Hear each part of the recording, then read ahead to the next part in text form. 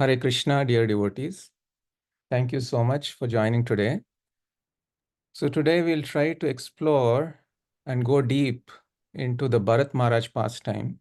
Specifically, we'll focus on the lessons for us, the practical lessons for us on temptations. I'm going to make this very interactive.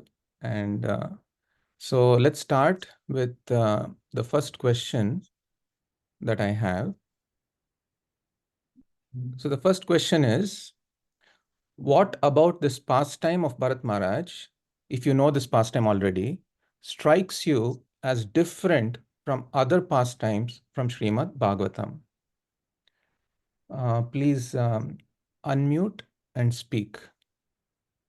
What about this pastime of Bharat Maharaj strikes you as different from other pastimes from Srimad Bhagavatam? Krishna and Prabhu. Samaksh Prabhu, Vrinda Mataji.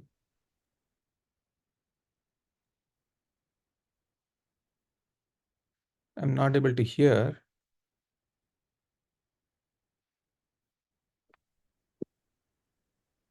No, one of the things, Prabhuji. Hare Krishna. Can you hear me now, Prabhu? Yes, Vrinda. Yeah, please go ahead. Hello, Haribol. Yes, Haribol. Can you hear? Yeah, now I can hear you. Sorry, Yeah. there was some Bluetooth. Yeah. So, one thing that strikes me is that usually in other pastimes we see that the entire life, like Ajamil and all these people, like just few, like something special or devotional if they do at the end of their life, they get mercy and they get a second chance or they go back to Godhead. But Bharat Maharaj, after an entire life, like a beautiful devotional life, because of like a small, not even mistake, but like a little digression from the path, because of that he had to kind of take another birth and go through that. So what you're saying is in other pastimes, maybe two births, like in the case of Ajamil, but in this particular pastime is three births. And for someone who has reached such a high level of consciousness on the Bhava platform, even he had to fall down into the body of a deer. Thank you. Krishnan Prabhu? I was almost going to say the same thing about the three birds, Prabhu. Okay. Thank you, Prabhu. Okay. Anyone else? Please unmute and speak because I'm not able to read the chat. If anybody has any thoughts.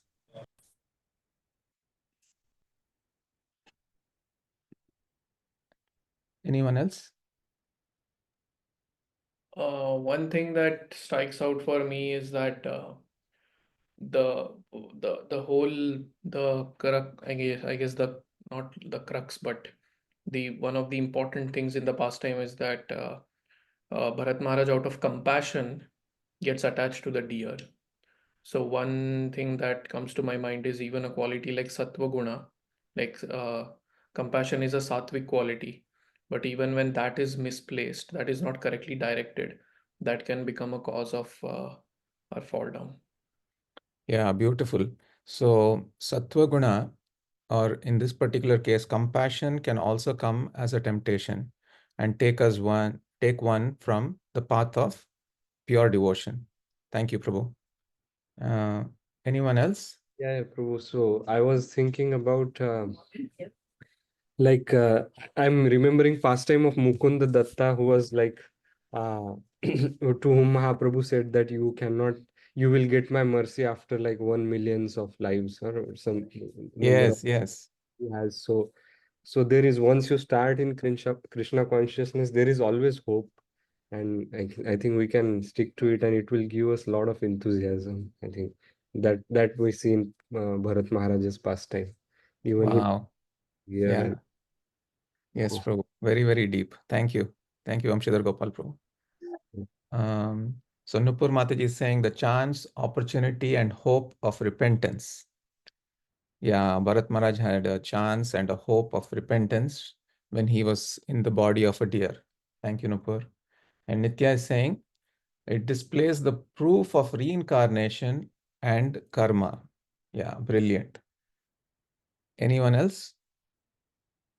Ritesh Prabhu, who is in Vrindavan Dham right now. Not right now, Prabhu. Hare Krishna. Hare Uh, Krishna. yeah, I just came from there. Jai. Um, I don't know much about Bharat Maharaj's story. I know a little bit, like the reincarnation to deer because he was compassionate and took care of it. But yeah, I would like to know more, and I'm curious Okay, to. okay. Thank you. Yeah. Thank you. Would anyone else like to speak? Okay, so let's move on. So, the first thing I want to focus on is how Bharat Maharaj. So, Bharat Maharaj was the king of the entire universe. He was a Raja. How in his journey he moved from Raja to Raja Rishi to eventually becoming a Rishi. So, Raja, you can say, comes from Raja or Rajogun, which is in the mode of passion. And Raja Rishi is where one displays the mode of passion externally, but displays the mode of goodness internally. Raja Rishi. He was a Rishi within and a Raja outside. That's how he was ruling the entire universe. And from there, he changed and became a complete Rishi. So now we'll draw a parallel with our journey also from making the world important to making Krishna important. Okay. So let's look at Bharat Maharaj's journey one more time. So this is Bharat Maharaj as a king, as a Raja, and then he becomes a Raja Rishi, and then he becomes a Rishi. Now, would anyone like to tell me what they see here that is striking?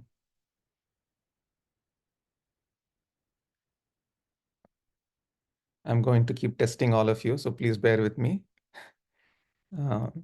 So do you see anything that is obvious here? Krishna is getting bigger. Krishna is getting bigger and bigger and bigger. So in our journey also, this is our ultimate goal. Right now, Krishna may be very, very small, but Krishna eventually has to become so big in our consciousness that the world becomes very, very small. So that is the journey in essence of our spiritual growth. If you want to really grow in bhakti, Krishna has to completely become filled in our consciousness. Krishna should be so big and everything else should become extremely small. So the practical significance of this pastime for us on our particular journey of bhakti. Similar concept here. So this is our life, our current situation where we are focused on our education, career, marriage, money, health, family, work, and so on. So from there, we want to get to a point, and Krishna is, of course, very, very small. We want to get to a point where Krishna becomes so big in our consciousness.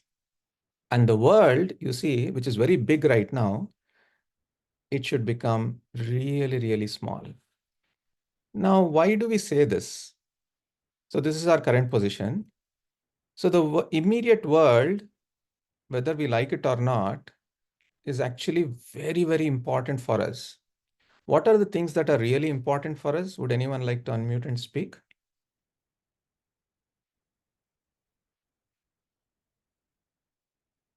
So we can say how much money I'm earning, how many followers do I have on social media platforms, how much prestige do I get in society. So Kanaka, Kamini, Pratishta, like that. So all these things are very, very important for us. And there's no denying that.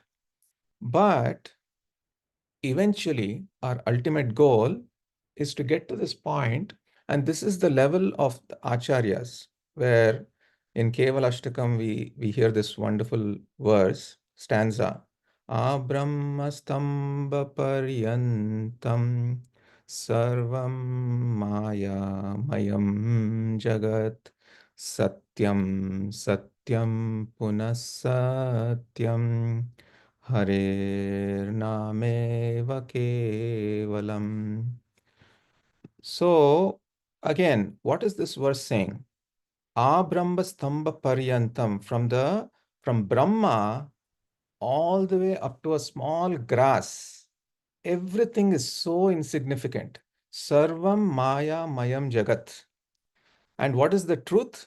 Satyam Satyam Punas Satyam Harer Nameva Kevalam. Krishna's name is the only truth, is the only truth. Bhakti Vinod Thakur also, in several of his bhajans, he mentions, Nama bina kichu nahi ko aro, chauda bhuvana maje.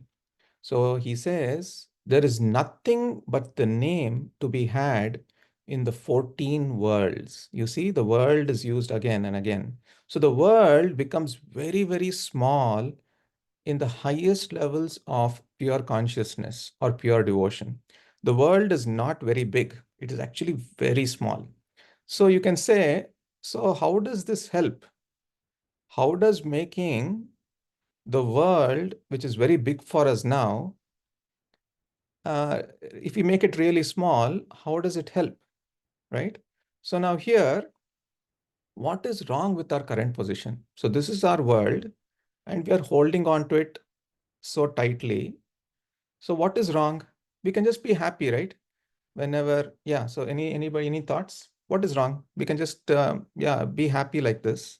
Why take on to this path of Krishna consciousness, to this path of bhakti? Just be happy with our education, career. What is the problem? Any thoughts? Prabhuji, no matter how much we get any of this, we want more. Okay, so greed is a problem, but it's okay. It's okay to be greedy. It's okay to be ambitious because that gives me happiness. Any other problems? It doesn't give happiness. Yeah, it doesn't last. It doesn't last. What else? Is that the only thing? Okay, even if I get temporary happiness, it's okay. I'm getting happiness. Why are you coming and telling me to practice something which, you know, anyone else? I'm just, yeah, Jagannath Gopal Prabhu. These definitions of happiness have almost been like sold to us rather than us. I mean, there is no problem with these things in and of themselves. Yeah, The world, the prevailing opinion in the world is that these things will give us ultimate happiness. And like what others mentioned, the fact that we are constantly seeking these things and are remaining, that we are falling short of being happy. That itself means that it's a borrowed definition of success in a way. okay, okay, thank you. Anyone else? One more answer, and then I'll share some thoughts. Like All of you are right, but I'm looking for one specific thing about this world. so because it's so heavy that the person is just holding on to it and just burdened by it, and because of it, it cannot hold the beat bag which represents Krishna.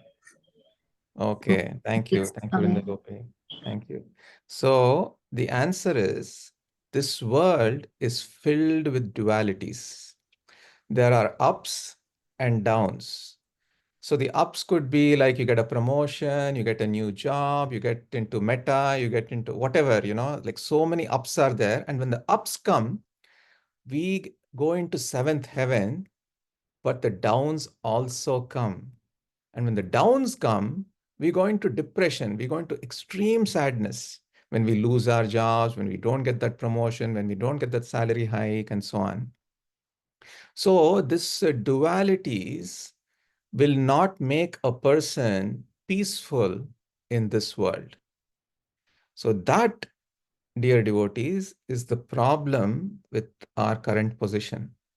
But let's see how that changes when we go to the ultimate position. So when we go into pure consciousness or the highest level of devotion, what do you notice? That big world has become very small now.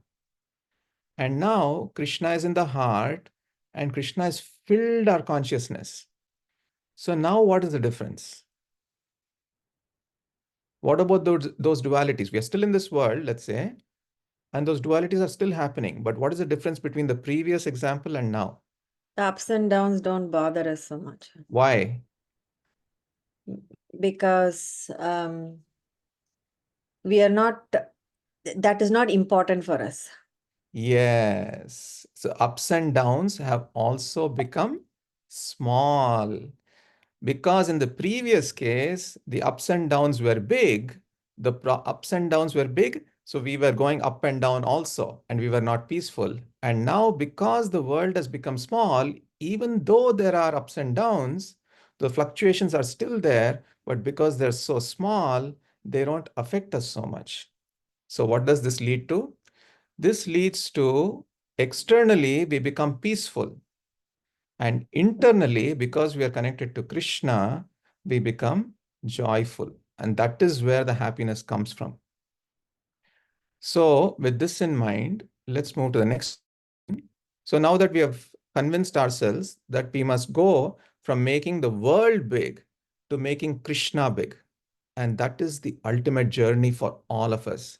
We currently, our world is really big, but we want to reach a place where Krishna becomes big in our consciousness. So, what can we do to progress on this journey from making the world big to making Krishna big? Any thoughts? And this is the path that Bharat Maharaj also took. So, what did he do? What can we do? What does it say in the Bhagavad Gita?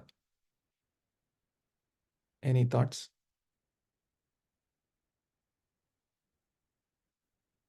It's a very simple answer. I'm not looking for a very complicated answer. Now, right now, the world is very big for us. We want to make the world small and Krishna big. So, what can we do?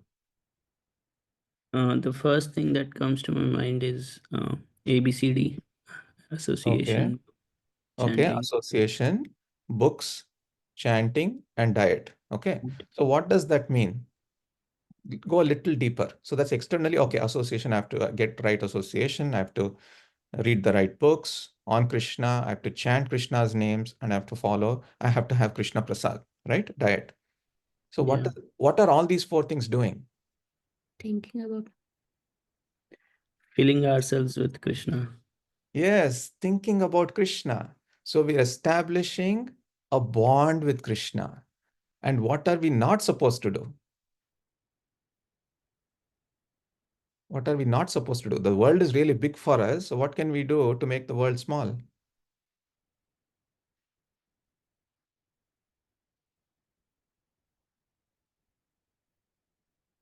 Anyone else? I know these are very simple questions, but just to keep the flow going, I want all of us to participate. Not focusing on our problems. Yes, not focusing on the world so much. So in the Bhagavad Gita, so what should we do?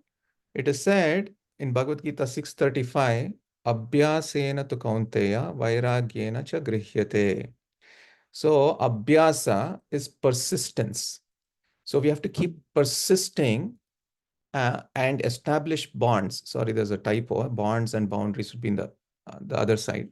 So we have to be persistent with our bonds, and we have to be persistent by establishing boundaries. So we establish some boundaries and we establish some bonds also. So the bonds, so this is the boundary. So what are some examples of boundaries that we establish? Not to completely indulge in this world. What are some boundaries? We are all practicing it. I'm just saying it so that we know why we practice what we practice. What are the Regulative boundaries? principles. The four regulative principles, exactly. The four regulative principles are actually a boundary between us and the world. Don't completely indulge in this world. No meat eating, no intoxication, no illicit sex, no gambling, which people think is the real source of happiness. Stop indulging in them. Put a boundary between you and that. What are the bonds? What are the bonds?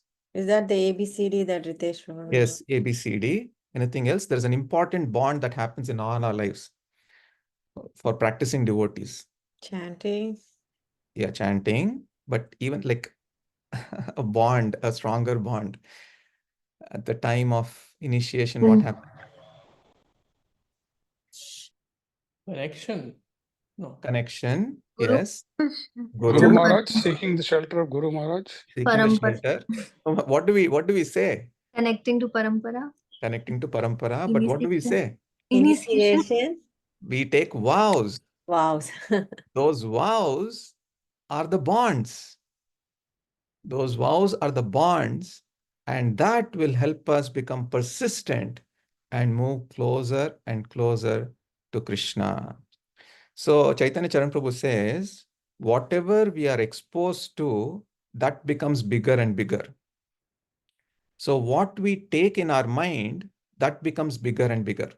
So in YouTube, all of you must have experienced this. If you search for something, let's say Amir Khan or some film actor, now you will see after some time, the entire YouTube will be filled with videos of Amir Khan, right? So whatever we are exposed to, that becomes bigger and bigger. Can anybody else give an example of something that we take in our mind and that becomes bigger and bigger and bigger? After Prabhuji, after I bought a certain brand of car, Uh-huh. I could see that car everywhere on the road. Yes, exactly, Prabhu. Thank you. Anyone else? Probably a stark example, but when these kids who have very high hopes and expectations that they'll top and everything, it becomes the sole thing in their life. So we see cases where if somebody is not able to get into IIT, they commit suicide, or if they are not the topper, then they commit suicide, or get into self-harming habits. Yes, wonderful. Thank you, Jagannath Gopal Prabhu. Anything else that you can think of where you yourself have exposed your mind to something and that gets you? What you get exposed to gets you. What we get exposed to gets us, as Chaitanya Charan Prabhu says, which is so accurate. So if you choose not to expose yourself to those things, they will never get you actually. And they won't become that big. One more example. Our temptations, any thing we see, we get tempted. Yeah, specific example. Like what do you see that you get tempted by that completely takes over your mind and your consciousness? Social media, comparing. Social media. Yes, these days the world, it's these phones are mass distractions. So you get completely caught up in that. And because of that, it becomes bigger and bigger and bigger. And then Krishna becomes smaller and smaller and smaller. Yes, Nitya wants to say something. I have a question. Yes, On the I understand this one, whatever you're exposed to, it becomes bigger. yes. On the other hand, there is also a saying that whatever we resist persists. Like, whatever we resist, like, I will never ever do it like that, Yeah. It We are kind not, of persists, but it's true, psychologically, even though we are resisting it, it kind of engulfs our consciousness sometimes. like So it is said, right? If you tell somebody don't think of a red monkey, yeah, they'll exactly. only Yeah. think of a red monkey. Right. Yeah. Okay. Like, Anybody? not Yeah. going to eat anything sugary. So, you'll see sugar all around. Yes. So Yeah. what should So we do? how do we compare this with Anybody? this one? Anybody wants to answer, Nitya? I have a thought there. I Yes, mean, Prabhu. the resistance itself is actually contemplation in a way. Yeah, like Yes. constantly thinking, no, I don't have to do it. I don't. So there is this nice story, if you allow me to tell very quick. Please, Prabhu. I just want this to be completely discussion oriented. So, Yeah, and we can even continue next week if I'm not able to finish it. So it's okay. sounds good, bro. So Yeah. there is this guru and disciple who are going, and his disciple has recently taken a vow of renunciation. And this guru, one of the things in that vow is that he should not touch a woman, right? And this guru and disciple are going, both are males. So then they have to cross a river. and they have to cross a river, and then there is an old lady who is there. She's unable to cross the river. She's very weak and frail, and she doesn't have the strength to cross the river. Now this guru, he kind of picks her up, or holds her hand, helps her to cross the river, right?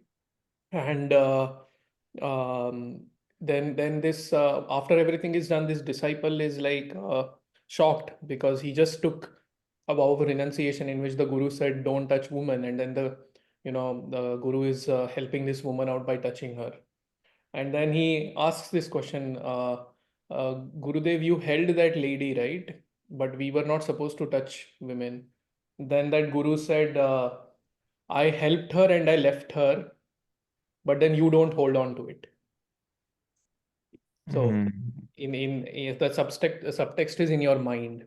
So that's it, it's done. So in that sense, when we try to say no to this, no to that, no to this, no to that, we are actually, that dhyato vishayan is Yes, indirectly happening, I guess. Yeah. yes, wonderful. Thank you, Prabhu.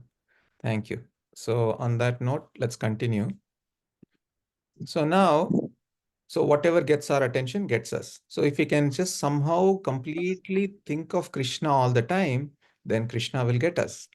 So now the problem is, so this is the persistence and abstinence that we were talking about. So I'll just, so persistence in exposing ourselves to Krishna. We talked about this in detail.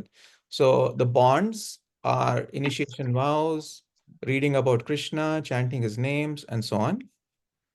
And abstinence in refraining from exposing ourselves to the world. So the boundaries are the four regulative principles, as you said.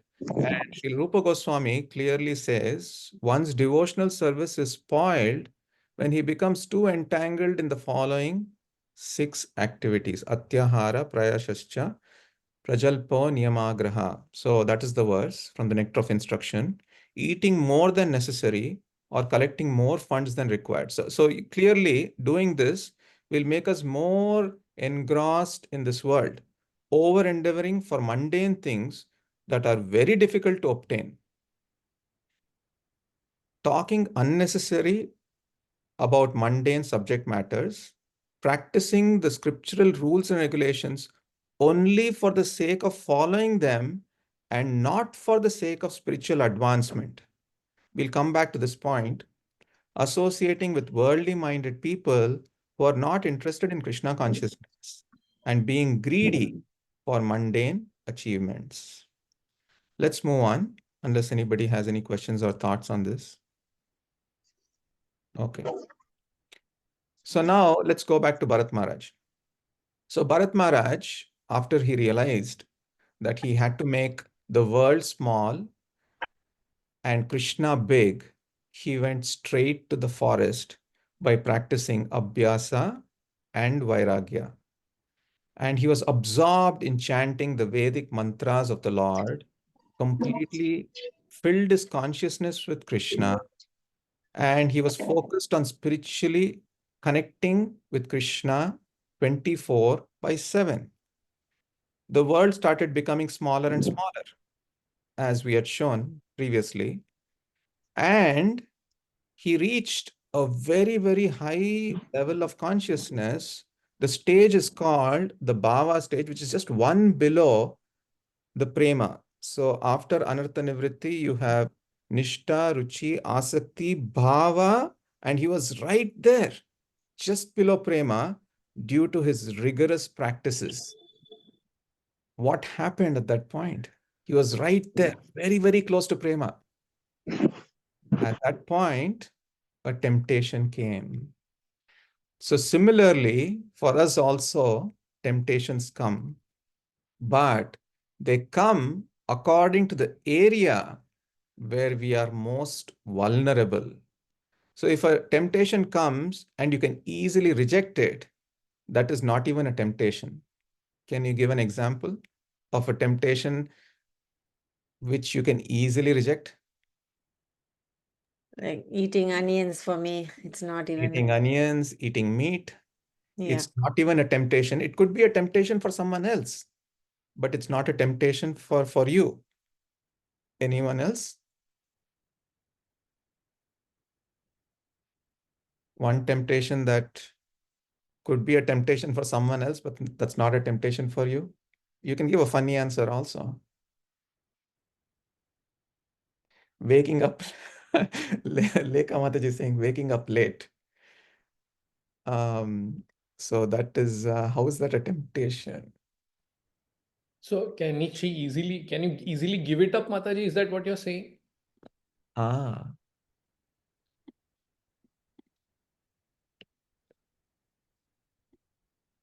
Yes. Okay. Okay. So she can easily give it up. Okay. So that's not a temptation for her. Waking up late is not a temptation for her. So thank you. Thank you for sharing. So yeah, so it is easy for her to give it up. Wonderful, wonderful example.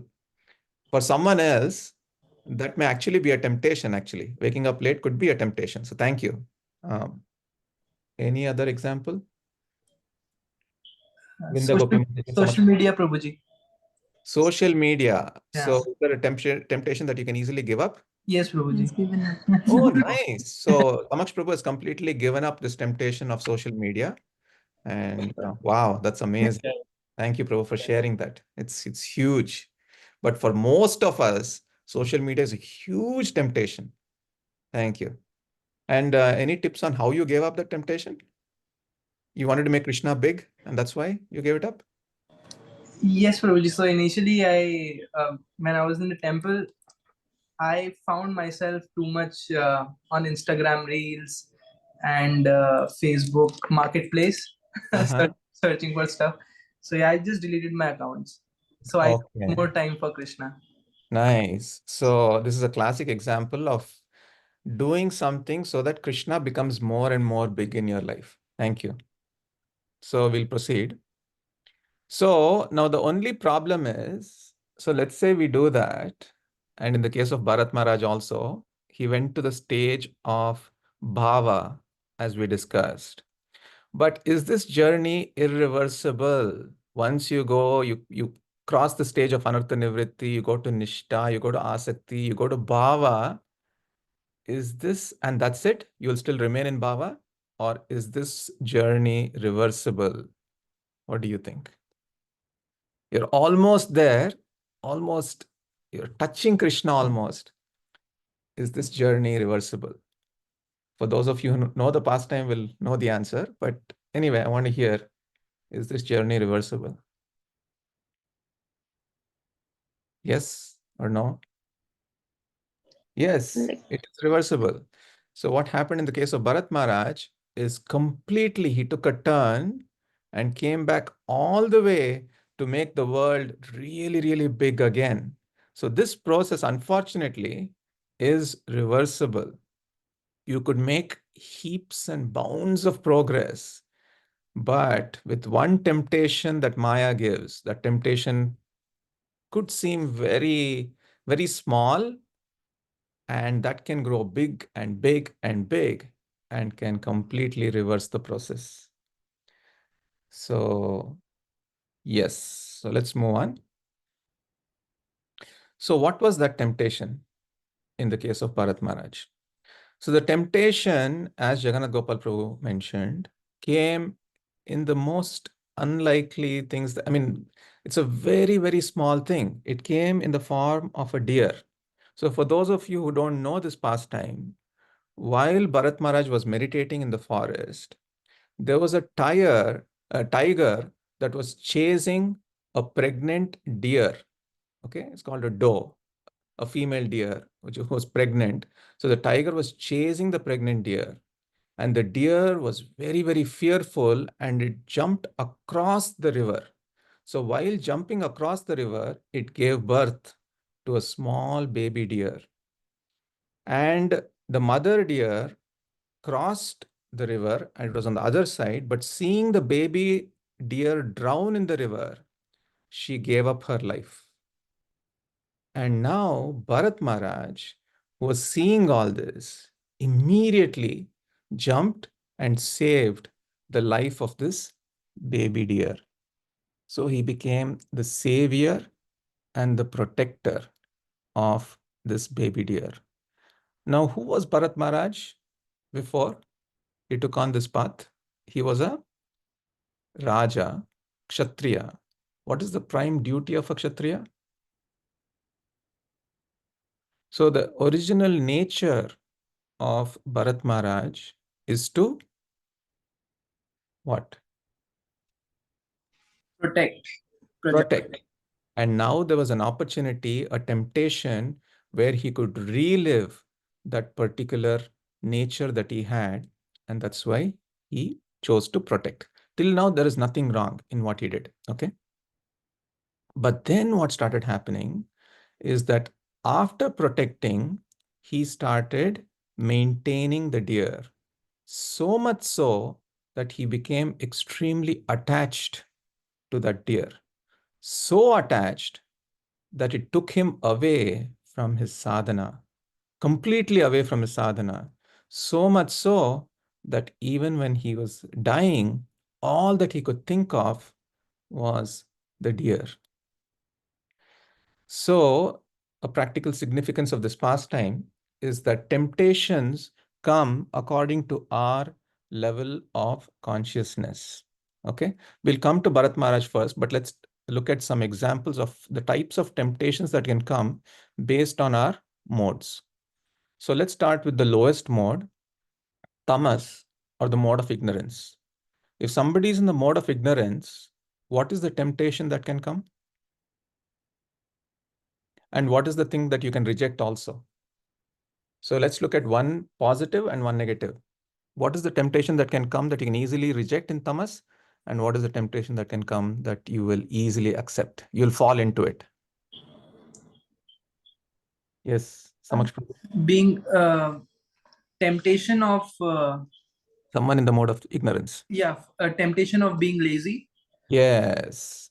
So oversleeping is a great and a classic example. Oversleeping, laziness.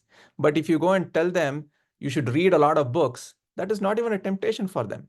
But in some other modes, that can be a temptation. We'll come to that. So oversleeping, laziness is a temptation in the mode of ignorance. So for someone who feels that this is a temptation, that means you are in that mode. Okay. So now let's go to the next level, which is rajas. So what is the temptation for someone in rajas? So immediately I want to tell you that oversleeping, which was a temptation in tamas, will not be a temptation for someone in rajas. If you ask a person in the mode of passion to sleep for a long time, they will not do it. That is not a temptation for them. So what is a temptation for them? For someone in the mode of passion?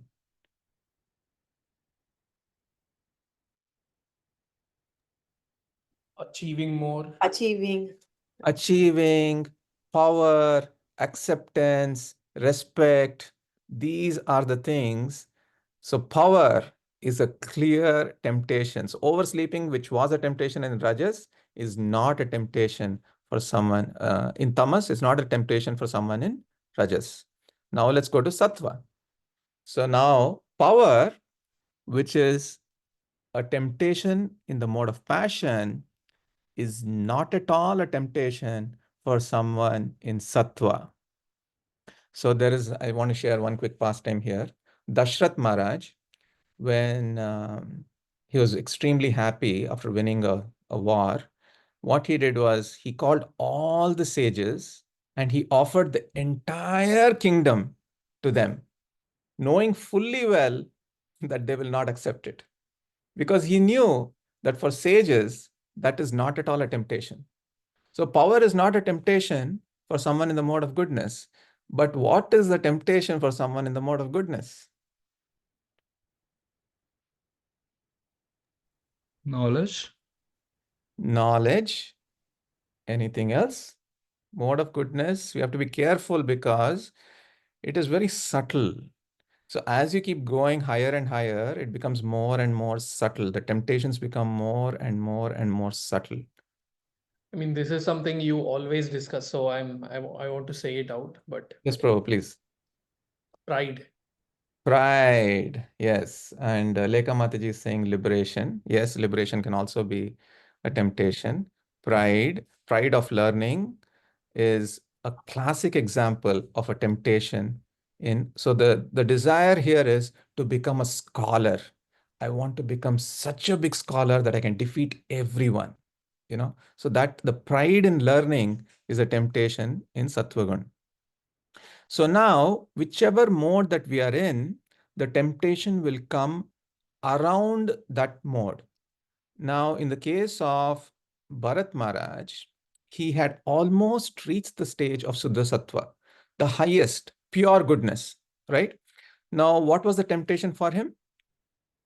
That leads us to the next question. What mode was Bharat Maharaj's temptation in? We discussed this, but for someone who hasn't answered, what was the mode of Bharat Maharaj's temptation? What was the temptation, first of all? The temptation was Compassion. compassion. Yes, temptation was compassion. So what mode is compassion? Is it Rajas, Tamas, or Sattva? Sattva. Sattva. So now, did he pass the test? For those of you who know this pastime, he actually got tempted and failed to pass that test. So if you fail a test of temptation, that test will keep coming back again and again and again till you pass that test. Now you'll see, please remember this, the same type of temptation in the mode of goodness came to him in his last life as Jada Bharat. Okay, so we'll come to that later, but now let's move on. So for Bharat Maharaj, temptation came in the form of Sattva-guna or compassion. So for Kshatriyas, their natural disposition, as I mentioned, is to protect. So the temptation came in terms of compassion, and then, which was right, and he became a protector, which was also right, because that was a danger. When in danger, you protect, right? But the problem became that he chose to become a maintainer.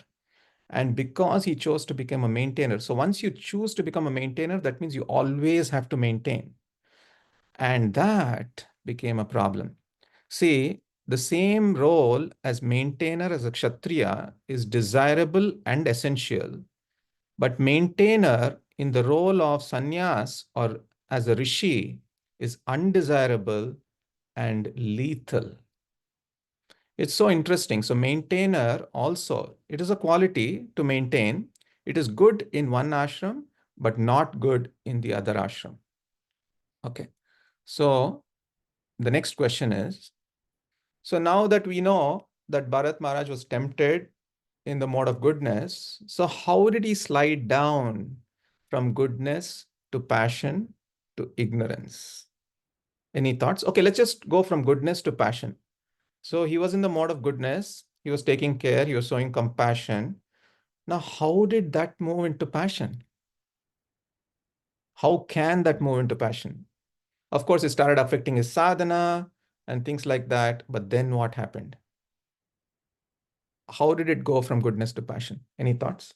I think Prabhu, like in mode of one property of mode of rajas is like you get like consumed by the thought or desire for something, and like Yes. you meditate on those like material things. So I think Bharat Maharaj kind of started meditating on that deer all the time, thinking about it. So that Yes, was he started meditating about the deer. Anyone else? The idea of being the controller. Okay. That is also there. Yes. Yeah, similar to controller, like you mentioned how um, like the thought that it's there in the section also where his thoughts are said written down in the Bhagavatam, where he thinks that first he thinks that, oh, this deer is so weak and fragile, and I should help this deer. And Hmm. oh, this deer is so innocent. Who will protect this deer? From Yes. that, the thought goes to, oh my God, this deer is so innocent. Who except me will protect this deer? And that's where, Okay. yeah. Okay. Wonderful. Wonderful. Thank you. Thank you. Amazing answers. But there's one more subtle thing here between passion and goodness. Anybody else? And then I'll. Yes. Prabhuji, Yes. from just thoughts, Yes. Bharat Maharaj started taking care of deer by by actions like bathing and everything. Yes. But even more subtle, I mean, there is one quality about anyone in the mode of passion, and there is one quality about anyone in the mode of goodness. What is it? Okay, let me, if anybody else wants to take one final shot. And this can happen to all of us. So that's why I want to stress on this point. Okay, so Bharat Maharaj, degradation from goodness to passion. So initially, in Sattva, the quality that I was looking for was selfless. So we give more than we expect. That is selfless. We give more than we expect, or more than we receive, you can say. So here are two people. So let's say the left person is in the mode of goodness, Sattva. So he's giving much more and he's expecting little or nothing from the other person. Now, as you move on, as some of you mentioned, so this is an act of service, you can say. So act of service comes in the mode of goodness. Now, as you move on, in the case of mode of passion, one becomes selfish. We expect or receive more than we give. So that is what started to happen. And then the more you start taking care, the more you start expecting and receiving more than you give. So initially you give a lot, and then you start expecting. This comes in parenting also. You start expecting, you start receiving more than you give, and then there's some kind of pleasure that happens. And that, dear devotees, is a clear-cut degradation from goodness to passion. So we have to guard against this. And this is what happened in the case of Bharat Maharaj. He started getting so much pleasure from the deer, so much pleasure that he even forgot his sadhana, which was giving him internal spiritual joy. So that was the problem. And that is how one degrades from goodness to passion. And it became much worse. From passion, he went on to ignorance, where he was just completely engrossed in the thought of the deer, so much so that he was not able to do anything else. He became so lazy and he was just thinking about the deer. So that is how the degradation happened. So what is the practical significance for us? So amidst temptations, is it possible for us to degrade while even doing something as good as seva and sadhana? So this I'm going to mention something from Madhurya Kadambini, but I just want to hear your thoughts. So amidst temptations, is it possible for us to degrade even while doing something which may externally seem like a direct connection with Krishna, like seva and sadhana? Any thoughts? If Bharat Maharaj could fall because of the temptation of compassion, can we also fall? Can Maya come in through this mode of seva and sadhana and also degrade us or make us go down and down? This has happened. That's why I'm bringing this up to many devotees. Any thoughts? Yeah, sometimes during sevas, we end up, even if it's not an active want of glorification, is always subtle thing that look at me, I've come at 9 p.m. to make garlands, I'm so great. And we keep having these subtle thoughts, and slowly it can deteriorate our mood. Yeah, thank you, Vrinda. Thank you for sharing that. So that is as far as seva is concerned. What about our sadhana? Vishwanath Chakravarti Thakur in Madhurya Kadambini clearly mentions how we must guard against these temptations. So what is the, okay, let's go on. Oh, So, okay. yeah, sorry, Prabhu. Please go No, ahead. Jagannath but Gopal. Yeah, please tell us. in sadhana also that same thing, na, that oh, I know so much.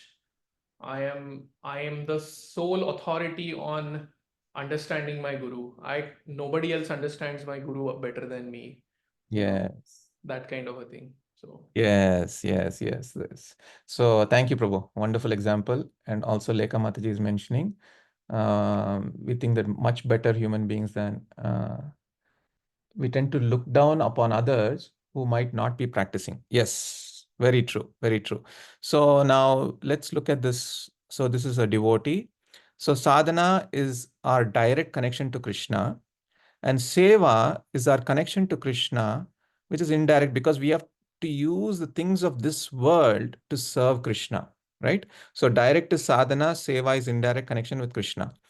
So in Madhurya Kadambini, it is mentioned that if the devotee is in the stage of anartha nivritti, so there are two major problems. The first one is called utsahamai. So the sadhana is meant for us to become pure, but typically what happens is the sadhana can sometimes become a show of purity. So utsahamai is showing enthusiasm. So if, of course, it's very important to show enthusiasm because we want to become pure. But that show of enthusiasm could also become a show of purity. It's a show of purity. Okay. So let me give you one classic example. Okay. We are listening to a class. Of course, listening to a class is part of sadhana. But while listening to a class, we want to grasp some masala points. So that we can tell others.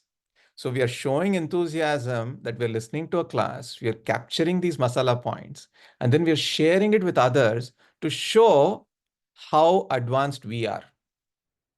Okay, so that is an example of utsahamai. Now, in the case of seva, it is called tarangarangini. So the seva should actually be an offering to Krishna. But along with seva comes stuti. Stuti means praise. And with that praise, subtly your consciousness can go down, thinking that, see, as some of you mentioned, how good I am in doing the seva, how excellent I am in doing the seva. And this can actually degrade your consciousness. An example of this is book distribution. So, book distribution, now the December marathon is going on. So devotees are distributing books. So let's say you distribute lots of books, and next day morning in the temple room, you're waiting for them to announce how many books each devotee sold, and your name comes, and then all the other devotees say Hari Bol. You're so advanced, you're able to give so many books. Immediately there is this praise. So degradation can happen even through seva and sadhana. Degradation can happen through the mode of goodness. So we must be very, very cautious as we see in the next two lives of Bharat Maharaj. So the seva, we have to keep reminding ourselves that sadhana is meant for purity and not for show of purity. And seva is supposed to be an offering to Krishna so that we can connect to Krishna and not for seeking praise. So in both of these cases, when you're doing a show of purity or you're completely engrossed in the praise, you forget Krishna. That is ultimately defeating our whole purpose of sadhana and seva. Okay, so let's move on. So question number 7. What is one thing that could have helped Bharat Maharaj from falling down so fast? Now we saw in the story right now, he's completely, we saw how he got degraded from Shuddha Sattva, almost Shuddha Sattva, to goodness, to passion, to ignorance. So what is that one thing that could have helped Bharat Maharaj from falling down so fast? And this we can also learn that will be very helpful in our lives also. What is that one thing? All of you know this. I'm just bringing it up again. Association. Association. Anyone else? Okay, since Nitya mentioned association, that is the correct answer. But how? How could association have helped Bharat Maharaj from falling down so fast?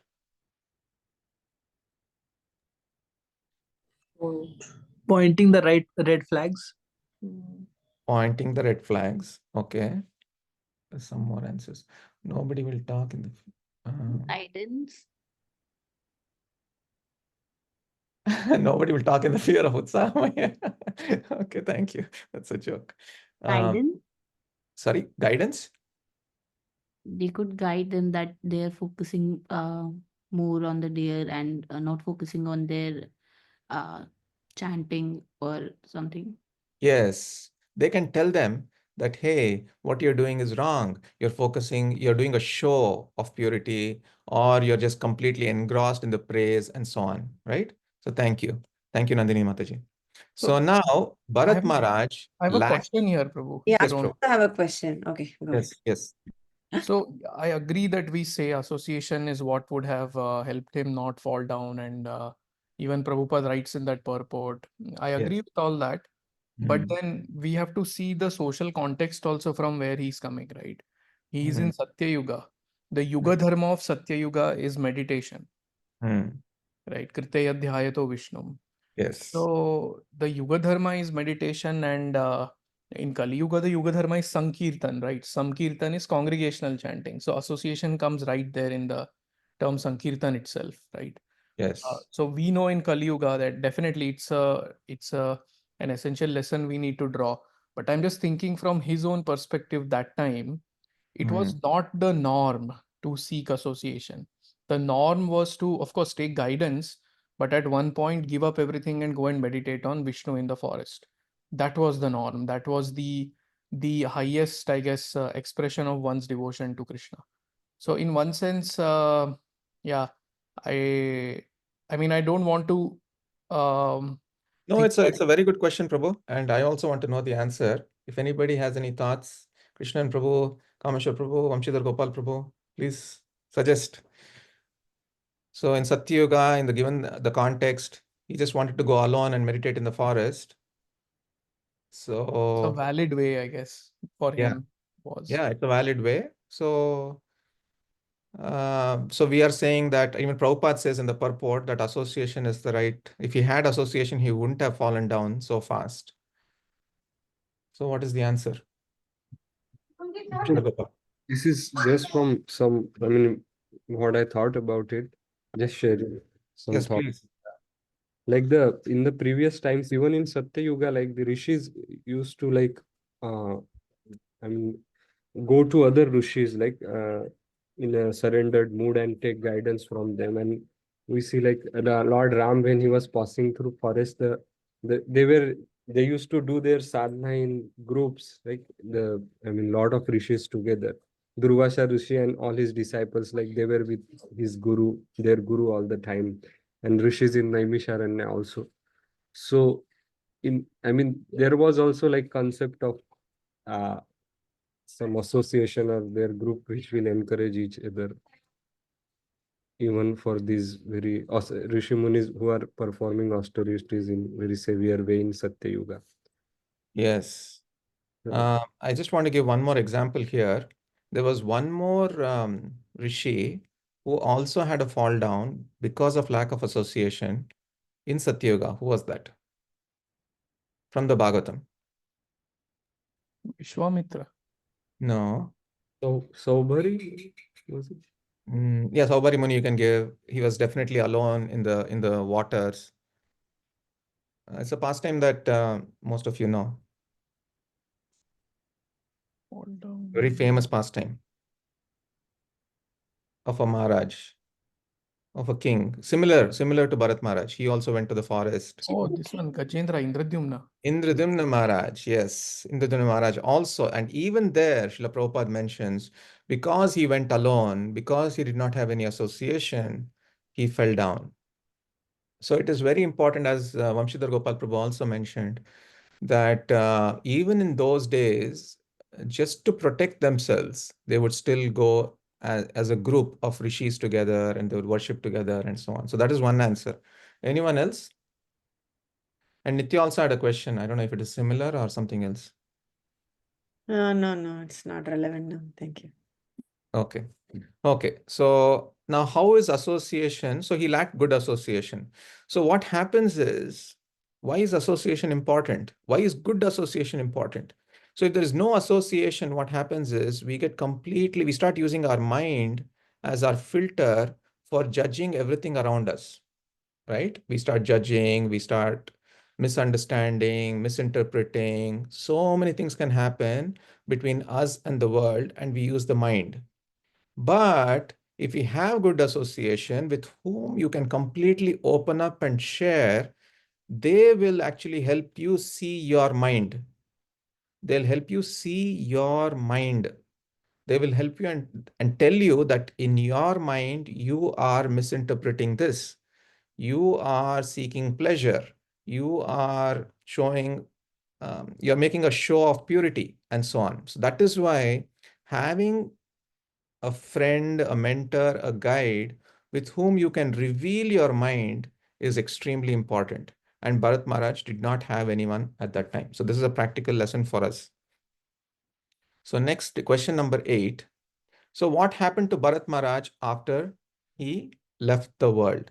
So now in the Bhagavad Gita, Antakale cha mameva smaran muktva kalevaram is the verse 8.5, and Yam Yam Vapi Smaran Bhavam is the 8.6. So in this particular verse, it says, whoever at the end of his life quits his body remembering me alone at once attains my nature. Of this there is no doubt.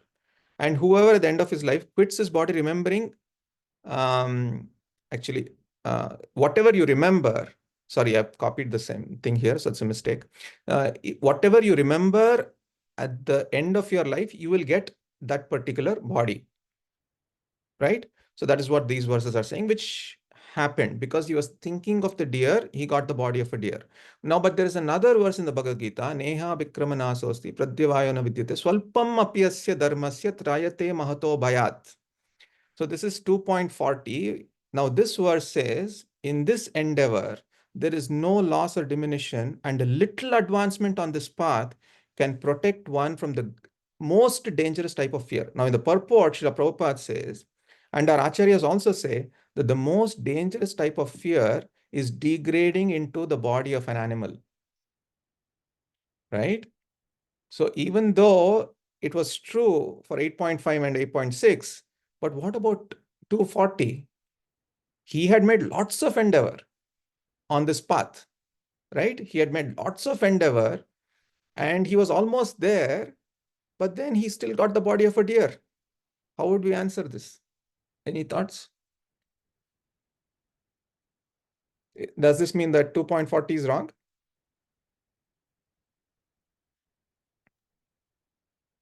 So this Aishwarya had asked this question to me many years ago, and I remember answering her that it was a externally it was a degradation, but yeah, as Nityamataji also put in the chat, he remembered his past life and he regretted that. It was not like a all in all, he didn't go all into the degradation.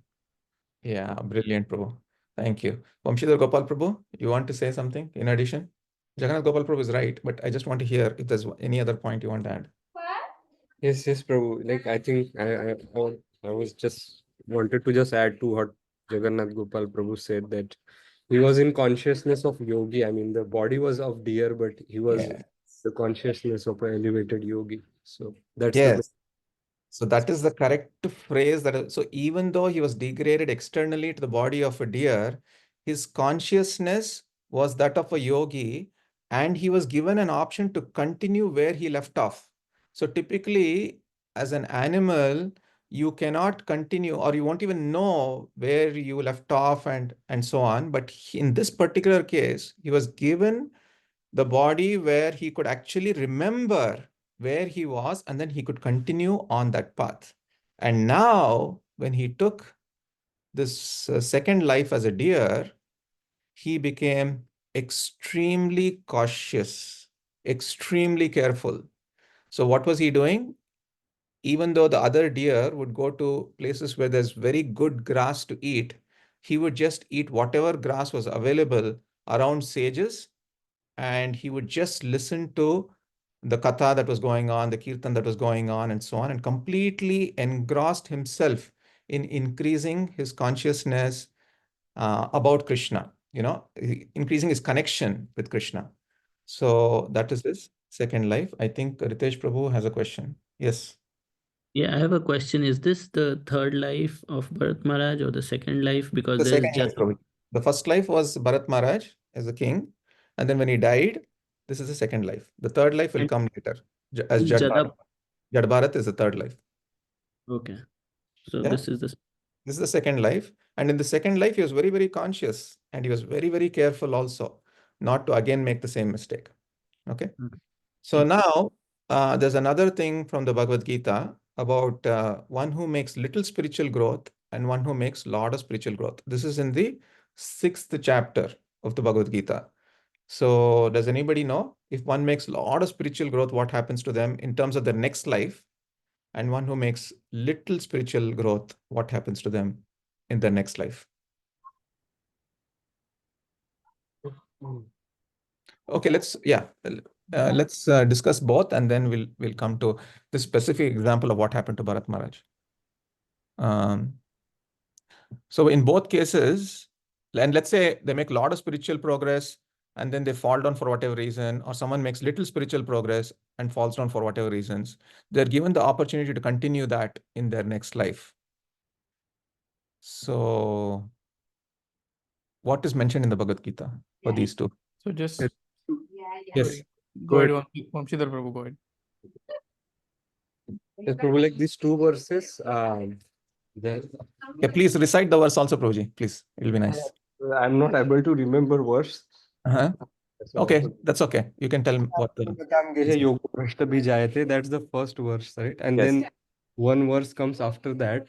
So like Mhm. who live body with little spiritual growth, they will born in a affluent family, like rich body. And then one who like live body with lot of spiritual sadhana, they will born in the family of transcendentalists or acharyas. And Prabhupada quotes himself and Srila Bhakti Siddhanta Saraswati Thakur in that purport of that Yeah. verse. Thank you, thank you, thank you. So, lot of spiritual growth, as Vamshidhar Gopal Prabhu mentioned, they are given the opportunity to be born in the family of transcendentalists.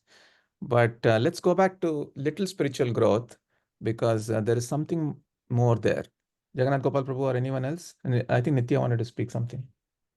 What happens to someone who makes little spiritual growth? Krishnan Prabhu, Kameshwar Prabhu, anybody? What happens? They don't fall back to animal body, at least. Now, that is 240. We discussed that, but there is something else. So Vamshidhar Gopal Prabhu is partially right. Okay. So one option is they become born in the next life in a very wealthy family, but there is something else also. Wealthy family or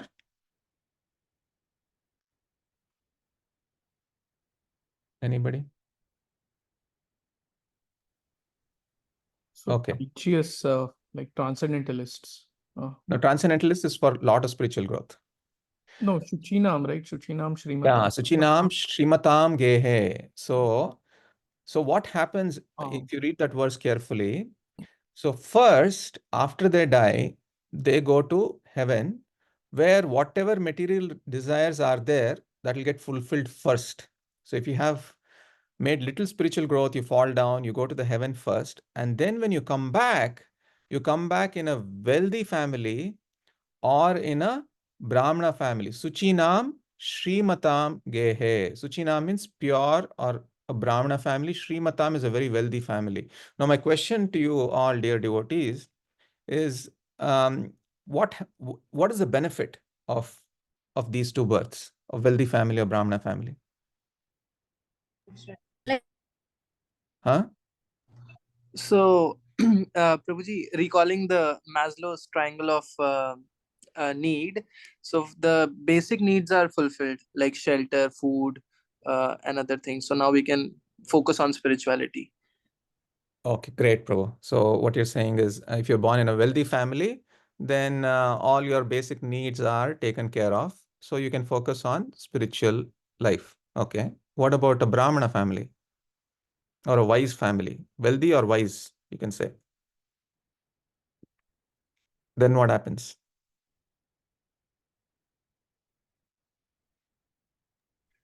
In case of a wealthy family, you're at least exposed to the ritualistic part of the practices. Since You mean wise family in the case of a Brahmana family, you're exposed to the ritualistic part of. Yeah, I mean, you may yeah. not get the spirit of it, but Yes. that is the choice. But at least the ritualistic part of it, you will get. Yes. Yeah. So there was one nice example that I heard, and I want to share with you all, and then we can open it for a small discussion on this. So let's say you're born in the family of devotees. Okay, even transcendentalists, you made a lot of spiritual growth. You're born in the family of devotees, right? And then, for whatever reason, the parents separate. Okay, so now what does that mean? The parents separate and the child has to go through immense pain because of that separation. Does that mean that the child has not made a lot of spiritual growth, or how should the child understand that? The child can come and say that, I quote this verse, I made a lot of progress, but why? Why so much difficulty for me? Any thoughts? I mean, the first thing that comes to my mind is this verse is not, it's not a justification verse. Hmm. This Suchinam Srimatam Gehe, it's a hope giving verse. Hope Hmm. giving verse in the sense, even Arjuna's question here is that, I'll do so much. You're saying, Krishna, do all this yoga and everything. Okay, I'll do it. But if I'm not successful for whatever reason, then what? And that is why Krishna is saying, as a hope giving thing, of course this is true, I'm not saying Krishna is just giving hope and it's false, but the thrust of this verse is to give hope that you endeavor, don't worry about the result, you endeavor, even if something happens, I'll take care of it. You'll get birth in rich family, wise family and whatnot. So that now in this specific example that you quoted, Yes. this is a tough. It's a true story. It's a true story, by the way. And Yeah, I'll tell you what Chaitanya Charan Prabhu told in this particular context, but I want to hear how we should understand this. I mean, it's a, I don't know to a child whether this saying this is a right thing or not, but it's like a test, and Yeah. Krishna is trying to see how, yeah. Yeah. So Nitya is saying karma also plays a part, but this person has made so much spiritual progress in their life. And Chaitanya Charan Prabhu and our acharyas explain that if in such cases the parents separate, or in such cases some real difficulty comes, it is clearly a test for that. We can't even call it a test. It's a path for that soul to make more progress at a very fast pace, if they choose to. If they choose to. Okay. So that is the understanding. So now let's move to the third life. So in the third life, Jad Bharath was born in a Brahmana family. He was born in a Brahmana family in which, as Jagannath Gopal Prabhu mentioned, in a Brahmana family, typically rituals are given lot more prominence than spiritual activities. So he was born in such a family where his father just wanted him to become a perfect, respectable Brahmana. But did that happen? Now remember, he was tested again. Now rituals and these external methods is in which mode? External practices are in which mode? They come in the mode of goodness, right? So his father wanted him to become a perfect Brahmana because he gets more respect due to his piety. So rituals, while good, can become a sattvic distraction if we don't understand the essence or the real reason of performing the rituals. And how is it a sattvic distraction? Because as we mentioned, the distraction or the temptation in the mode of goodness is pride or respect.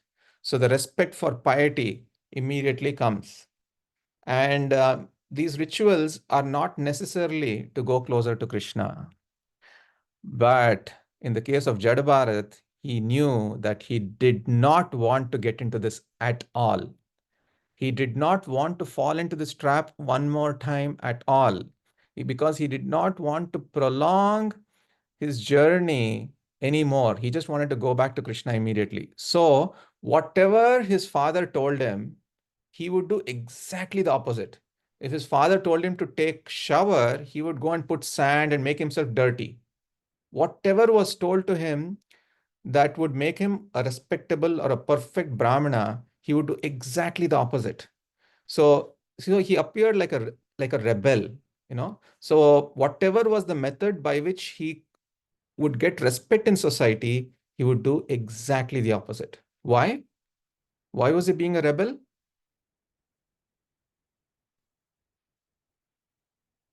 Any thoughts?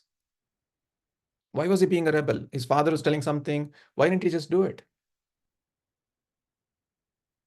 Because he didn't want to fall into the trap of the mode of goodness again.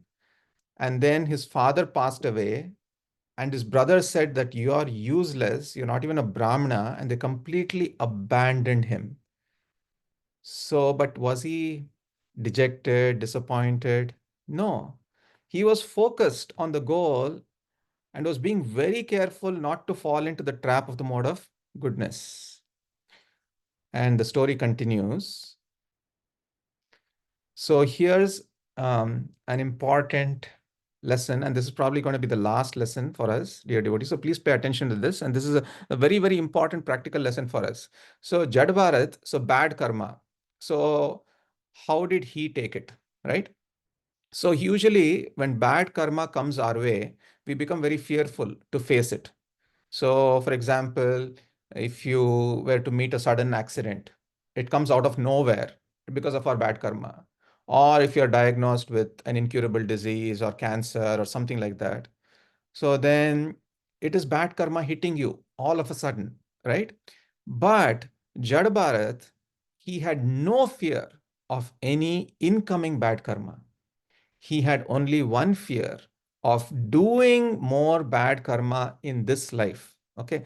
Now, this is the pastime where what is happening here, for those of you who don't know.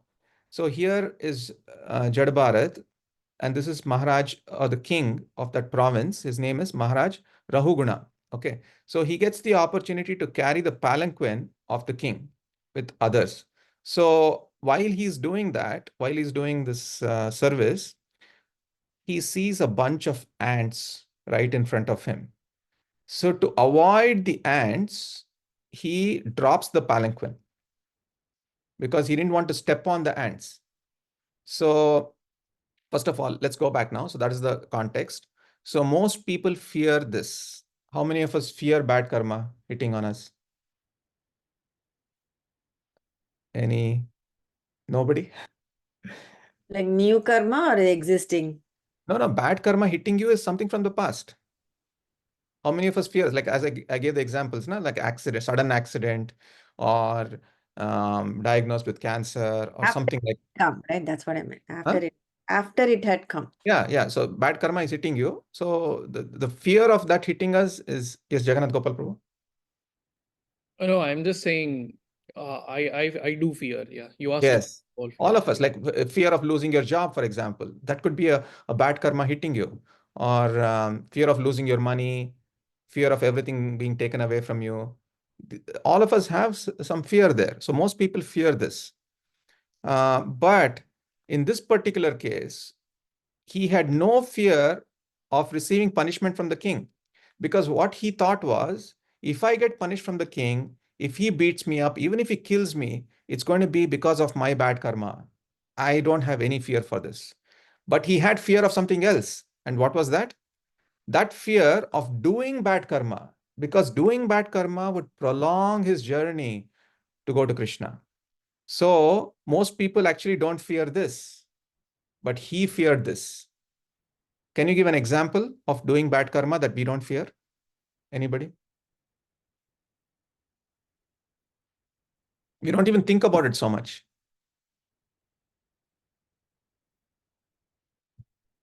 Any examples of any bad karma that we could do?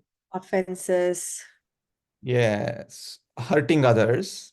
Hurting others definitely will, you're doing bad karma, because you will have to face that again. Whether if it happens in this life, it's good. If it doesn't, you'll have to take birth again to receive that bad karma, right? So that is offenses is one example. Any other example? Related to offenses on a very, very practical level, like if there are roaches in the house, we have to get rid of them. So we spray pesticides and whatnot and kill those roaches. So that is actually a bad karma being incurred. Yes. So which means we have to come back again and die like that roach or whatever. Yeah, that's an example. So Yeah. Vamshidhar Gopal Prabhu and Samash, Ritesh, Vrinda Gopi, everyone are raising hands. So give me some examples. So Ritesh, Prabhu. Nandini Radhika Mataji, sorry, Nandini Mataji. I have a question actually. That's why I raised hand. Acha, yeah. So if we are actually hurting, let's say our elders, and they are trying to tell us something Mhm. which may not be the right thing to do for our progressing in Krishna consciousness, then we are again hurting our elders. How to take that and not fear, like, yeah, is that a bad karma on us? It depends, Because Prabhu. It's a case by case basis. So don't think that you have to be completely good. And there are certain time, according to time, place, and circumstance, we can do certain things which may or may not incur bad karma. And it depends on, like in this particular case, there was both sides, right? There's incoming, outgoing. In that particular moment, what action you take and what your motive is, all those things come into play. So it's not as so karma is not very simple like that. I hurt somebody, so I'm going to take another birth and get. It's not as simple as that. There are so many factors. So please take it in that context, in that light. Samaksh Prabhu and Vrinda Gopi Mataji? Prabhuji, I have a question. Yes. So here, my understanding was always like that Jad Bharat was trying not to step on ants out of compassion. Yes. So is that same as fear of bad karma? Yeah, because he didn't want to kill. Okay, you can say compassion in one sense, but in one sense, you're being cautious of not hurting anyone or not killing anyone because of your actions. So, yeah. Yes, and second, also for devotees, if they do some, you know, unconscious bad karma, like stepping on ant, does that prolong Unconscious. Unconscious. unconscious? Yeah. Yeah. So does that prolong the duration for us to see Krishna? Because I thought our spiritual account is separate to our karma and bad karma account. So that is where the Krishna factor comes in. And Krishna, like we had asked this question long back about what Jagannath Gopal Prabhu had mentioned, that if you kill these cockroaches and things like that in a temple, is it okay? So for that, Ropad Maharaj, I remember, answered that Krishna, if you have just done it genuinely in the mode of cleaning the temple and so on, then Krishna would put all of those things in one folder and then just press Control Delete and delete the entire thing. He would delete your complete karma. Okay. So that's why we have to understand. But he didn't want to take any of those chances. Jad Bharat was very, very careful, and he saw the ants, and it was not unconscious. He consciously saw it and consciously avoided it. Okay. Any other thoughts? Another example of Oh, that's not what I think Nitya is also saying, that I've heard that mosquitoes and roaches can be ridden away if that bothers our spirituality. Yeah, for example. Yeah. Yeah, that's true. Yes, thank you. okay. For Krishna. And, yeah, perfect. That's much better than what I said. Sorry, Jagannath Gopal Prabhu. No, just one quick example. Like we throw trash, right? We all throw trash, take out trash and throw. Now, actually, we are incurring in a way bad karma because all this plastic trash and all go to these African countries and it destroys the ecology of those countries. So the Yes. Vedic system was very nice. It was a cycle. Everything was taken care of in a nice Yes. way. But now it's So, in the strictest sense, Prabhu, in the strictest sense, even eating fruits is incurring bad karma. In the strictest sense, while walking also, while breathing also, we are killing germs. While walking also, consciously or unconsciously, we are killing germs. We are walking on ants. But the Krishna factor is very important. As devotees, he will take away that karma. And still, as long as we are progressing, as long as we are increasing our exposure to Krishna, then it is okay. So that is okay. So in this particular example, it shows that the priority of what we choose, the decisions that we take, shows our level of spirituality.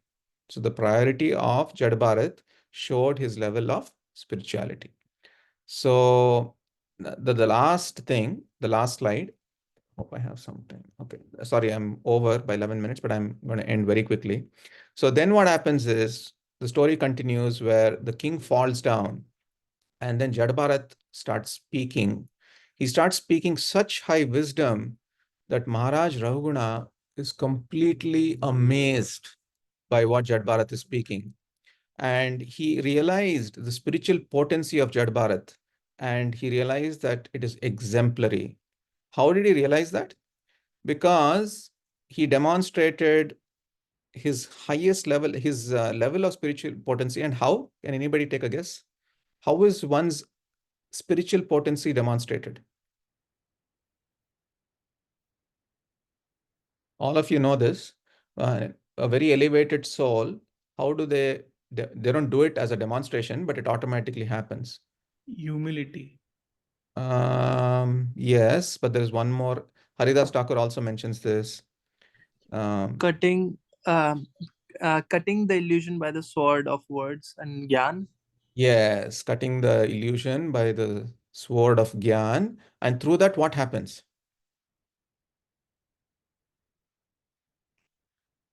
You can get bhakti from a bhakta.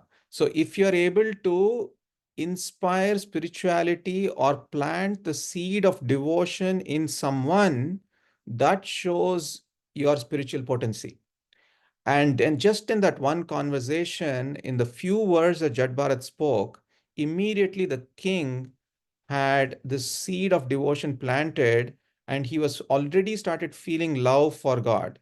So inspiring spirituality in the king. So this goes back to the full circle of this pastime. So Bharat Maharaj's journey started as a king where he was planted that seed, and now he is giving that seed to another king, who is Maharaj Rahuguna. And that completes the entire pastime. Okay. So with that, I'll stop. Any thoughts or reflections anybody would like to share? If you had a few more slides, you can continue, Prabhuji. No, Prabhu. It's not important. Okay. But I do want to mention one thing, like many pastimes go through this full circle. So just now in the Kartik month, we had this Damodar pastime, which we were all reciting. So the end of the Damodar pastime, Mother Yashoda is putting Krishna to sleep. And at that time, usually she would tell stories, from the scriptures. And she was telling exactly on that day the story of Narad Muni meeting Dhruva Maharaj. And Krishna became very attentive. And she was telling that how Dhruva Maharaj was listening attentively and pleasing Narad Muni by some of the decisions that he took. And then at that time, Krishna says, Maya, can I also please Narad Muni in some way? And then Narad Muni, who was listening to and watching this beautiful exchange, had a smile on his face because this whole pastime happened because of Narad Muni in the form of cursing Nalakuver and Manigriva. So it became a full circle. So I was reminded of that when I was reading and going deep into this pastime, that this pastime also had that full circle. So just wanted to mention that. Any other reflections or takeaway points? Very beautiful, Prabhuji. I just have one. Okay, I don't know if it's takeaway points. I mean, so many takeaways, Prabhuji, definitely. And how you illustrated these things was very important, especially the one thing that I really found appealing was how different modes, how one thing that is a temptation in one mode will not be a temptation in the higher mode, and so on. Like you had done it very nicely. Yeah, that is So something. yeah, couple of things, Prabhu. So whatever I spoke today has been taken from lectures from Rajvihari Prabhu, Chaitanya Charan Prabhu, and several devotees. So I don't want to take any credit, and I'm like that Utsahamai stage where I'm just getting some masala points and just sharing with all of you to make you all think that I'm an advanced soul, but I'm nowhere. So thank you. Vamsidhar Gopal Prabhu. Yes, Prabhu. Yes, just +1 to what Jagannath Gopal Prabhu said, and thank you, Prabhu. I mean, there are so many like subtle points that you just mentioned, throughout the lecture. I mean, there is so much to say, but the one point I really struck me is like the last point that you mentioned about what exactly happened with Bharat Maharaj, that he started, and the transition from Sattva to Rajoguna for Bharat Maharaj, that he started taking pleasure, too much pleasure in the association of that deer. I think, and this is very pervasive, very relevant to someone like myself. Like when one start taking pleasure in some random things, and then there is expectation and pleasure is basically kama, and then kama leads to krodha, and, Yes. and So then kama is passion, krodha is ignorance. So yeah, you keep on degrading down and down and down. So yeah, very true, very true. Yeah, thank yeah, you. really relevant, Prabhu. I'm thank you that you pointed out and yeah, helped us think better about it, and all the amazing slides and everything. Thank you, Prabhu. Really grateful. Thank you, Prabhuji. And on that regard, so atyahara prayashascha, atyahara is a temptation in the mode of ignorance. Atyahara is overeating, and prayashascha is over endeavoring, which is a temptation in passion. So we have to guard against these things very carefully. And Uh, one point I thought that time, that this is not just root cause in our spiritual life, but even in our material life, like unhappy parents, unhappy children, unhappy spouses. Like, I mean, there is this pleasure. When you don't get pleasure, you start thinking in the mode of passion and ignorance. So I think that helps there also to fix of can thinking you like. just elaborate a little bit? Unhappy spouses, unhappy parents, what I mean, happens? so like basically when in case of too much Rajoguna, like you try to enjoy, like take pleasure in some way or other, and when you don't get that fulfillment or that exact Mm. expectation, that is some mental, physical, whatever pleasure, and when it's not there, there is dissatisfaction, and then there are conflicts. So that's how then one enters in from Rajoguna to ignorance. So I think I found that point like very relevant in that scenario also. Raj. Thank you. Thank you, Amchidar Gopal Prabhu. Excellent point. Yeah. Nitya? Yeah, I really like that. Overall, all the slides were very. So on that point, so the slides were created by Manishika Mataji and Vallabh Chaitanya Prabhu. There's no way that I could have created all this animation, and there's no way I could have done that. So thank you so much, Vallabh Chaitanya Prabhu and Manishika Mataji. Yeah, 100%, the credit for the slides, 100% goes to them. Yeah, very nice. Yeah, I like that spiritual world and material world, how small we can make the material world, and how the ups and downs won't matter much. That picture is very nice. I mean, like that image. That's my. How the world becomes small as we progress. Is that the Yeah, one? yeah. Uh, as we elevate our consciousness, How the. world becomes smaller, and within that world, all the ups and downs also become small. That's why which there's so many verses in the Bhagavad Gita. Even if you take the simplest, dehinosmin yata dehe kaumaram yavaram tata dehantar dhiras tatra namuyate. A sober person is not bewildered by such changes. A sober person is not affected. Matras parshastu kaunteya. There's so many verses which says that a sober person or a person elevated in elevated levels of consciousness, for them, it's easy for them to tolerate these dualities in this world. So thank you for mentioning that. So there's one more thing I just remembered. But anyway, before that, if anybody else wants to share any point that they would like to take home, or if there's anything wrong or anything you can criticize or any corrections.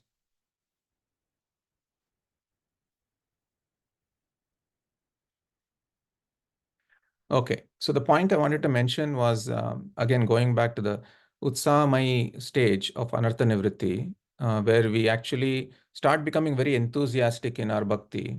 And in that enthusiasm, so it is explained by our acharyas that, okay, so we are in the material plane and we are going to the spiritual plane. So it's almost like a mountain. Let's say you're climbing a mountain, right?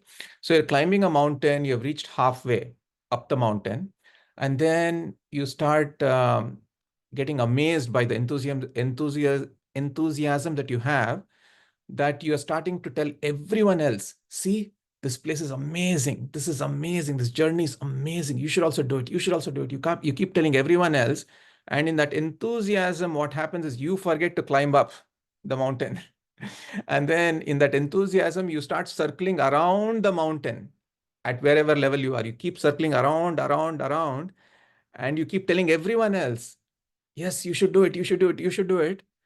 And in that enthusiasm, you just get stuck there and you forget to climb the mountain yourself, which is a very big problem and this happens in Anartha Nivritti, where one becomes so enthusiastic. In that enthusiasm, they're running, but they're not climbing. So just wanted to mention that. Forgot to mention that in that slide. Anyone else? Either everybody's sleeping or nothing made sense. Everybody's mesmerized, Prabhu. Yes, Prabhu. I was just imagining that mountain. They don't want to say any masala points. There's no masala points actually. It's Oh, very that was actually a very brilliant point, Prabhu. I have found myself getting into that trap. Hearing a class for, hey, tumko, this is what Maharaj said there. Oh, this is what Prabhupada said. Such an amazing point. And everybody's like, wow, Prabhu, kya bola, Yeah, and subtle, Prabhu. It's very. I was talking to Rasnath Prabhu about this point, and he was telling me that it's so subtle that you yourself will not be able to catch it. You Hmm. yourself, you heard a lecture and you're telling others, and you're feeling some kind of happiness because Hmm. you're subtly showing your enthusiasm, but it's so subtle that you yourself are not able to identify that. Yeah. So it's yeah, I also liked it very much. Anyone else? Ritesh Prabhu, I know you first time you're hearing Bharat Maharaj Pastime fully. Any thoughts?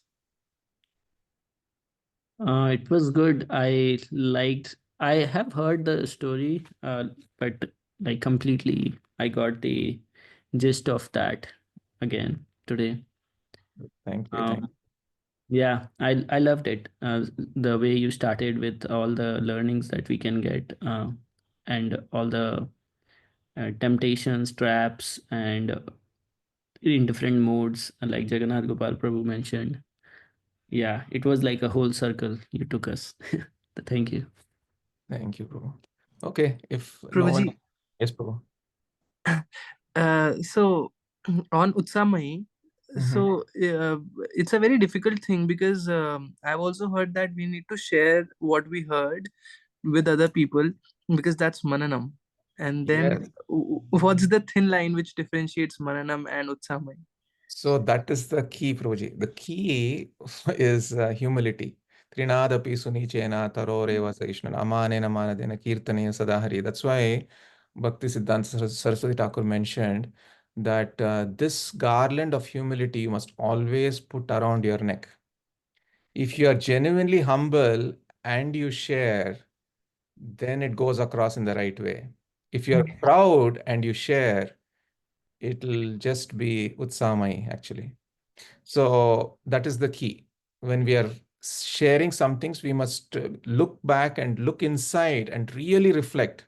Am I sharing this with a show or a pretension, or am I sharing this with genuine humility and deep love for Krishna? Does that help? Amazing, Prabhuji. Yeah, thank you so much. Thank you, Prabhu. Okay, on that note, we can end, dear devotees. It's very late. Vanchakalpatarubhyascha kripa sindhubhyo cha patitanam pavanebhyo vaishnavebhyo namo namaha. Ananta Koti Vaishnav Vrinda ki jai. Srila Prabhupada ki jai. Hare Krishna.